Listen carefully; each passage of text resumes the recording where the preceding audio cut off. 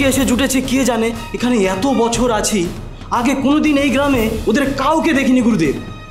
ওরা এসছে এই গ্রাম, এই আশ্রমের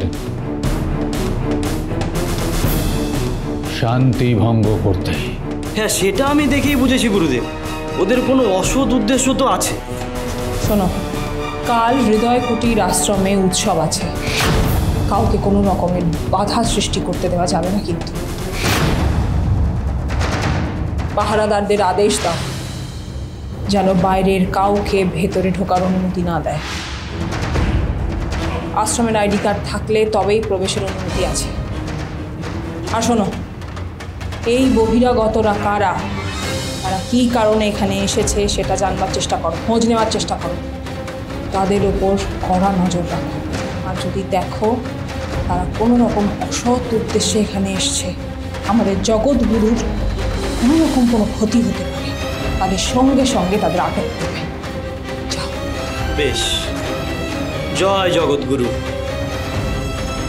জয় মা মল্লিকা। ভেতরে আসবো গুরুদেব? এসো বৎস।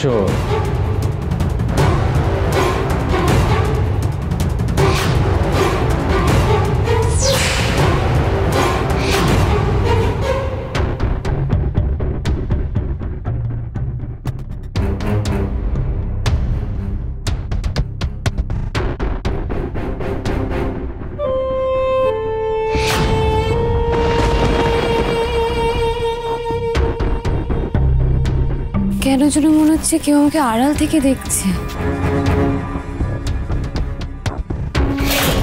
সামলে দিন, আমাকে দিন, থালাটা আমি ধরছি। ঠিক আছে, তুমি এখানে কি করছো? ঘরে একটু বিশ্রাম নিলে পারতে তো। না, আসলে আশ্রমটা এত সুন্দর তো, তাই চারিপাশটা একটু ঘুরে দেখছিলাম। আচ্ছা বলছি, একটু আগে না একটা মেয়ের কান্নার আওয়াজ পেলাম, কে ওভাবে কাঁদছিল?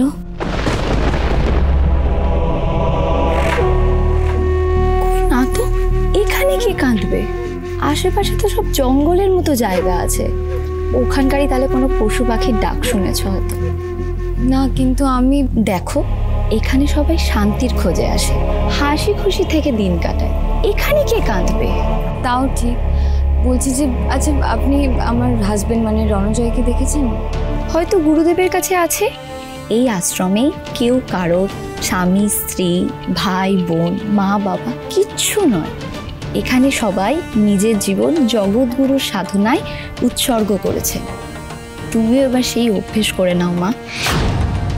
না না, আমরা তো এখানে সেভাবে পাকাপাকিভাবে থাকছি না, তাই না? আর এমনিতেও কালকে আমাদের হানিমুনের টিকিট আছে, শুধুমাত্র একটা রাতের জন্য এখানে এসেছি। বললাম না, এখানে কেউ একবার এলে আর অন্য কোথাও যেতে মন চায় না। মানে